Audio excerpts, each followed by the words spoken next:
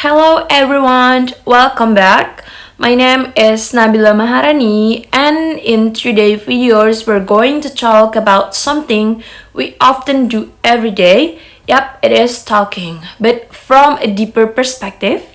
Have you ever thought that every time we speak, we're actually doing something more than just saying words?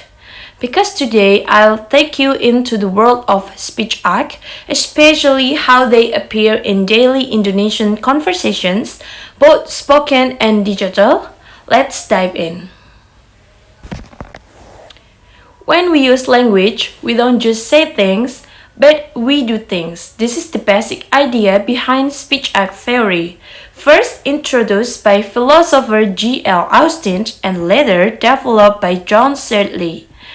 Austin explained that when we speak, there are three layers. First is locutionary act, it means the actual utterance, and the second is illocutionary act, the intentions behind it, and the third is perlocutionary act, the effect it has on the listener.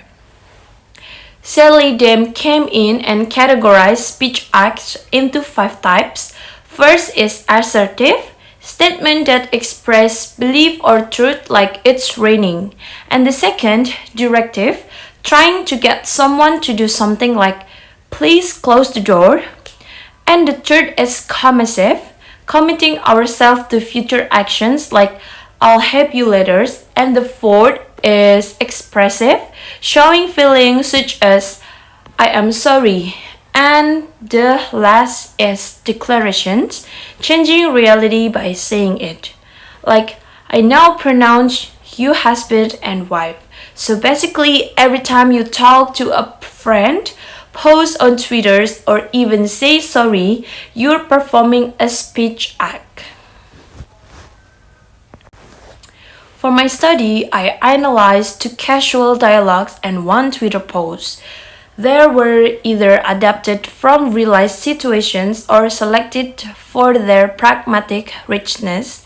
I use a qualitative approach and I focuses on identifying the intentions behind each utterance, certainly five categories. And then, what is the goal? The goal is to understand how speech act functions in everyday Indonesian conversations, whether face-to-face or online.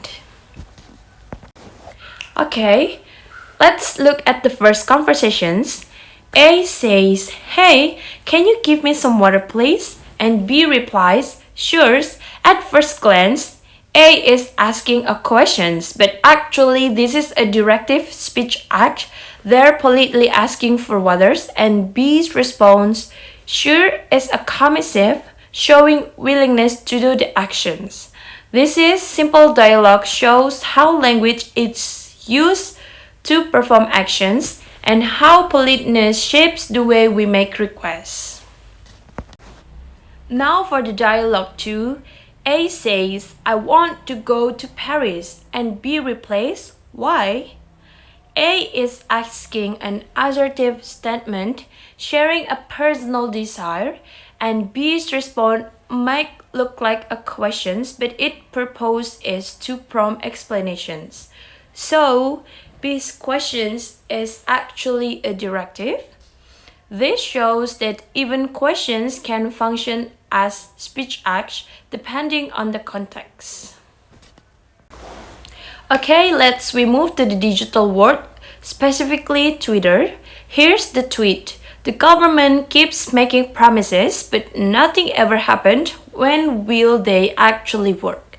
The first sentence is an assertive expressing a belief that the government is not delivering on its promises. And the rhetorical questions, when will they actually work? It's not really asking for an answer. It expresses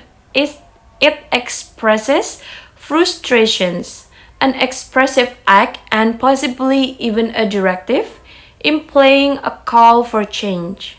This shows how speech acts only often carry layered meanings, using sarcasms or rhetorical questions to express emotions and criticism. So, what do we learn from this example? First, speech acts are not always obvious from their grammar. A question might be a comment, a statement might be an emotion. And the second, the context really matters. What someone means depends on where, how, and to whom they say it. And the third, spoken and digital conversations work differently. Spoken words rely on tone and politeness, but online, people use irony, emoji, or indirect language to express themselves. Speech acts shape our relationship, influence our behaviors, and even reflect our cultures. In conclusions, understanding speech acts, especially through truly taxonomy, help us become better communicators. We become more aware of what people really mean and how language can affect others. Whether it's a friend asking for help, a stranger posting online, or a teacher explaining something, speech acts are everywhere. They show us that language is more than words, it's actions.